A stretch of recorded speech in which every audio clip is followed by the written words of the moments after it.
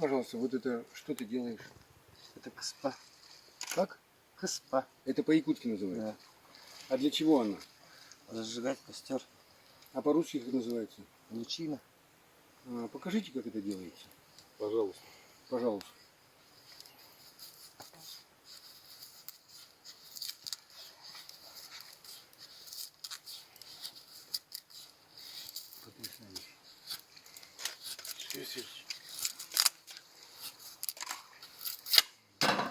О! И вот так она автоматически выскакивает, прям костер. Мне кажется, она вот возможно, сюда это выскакивает, вот здесь целый склад. потому что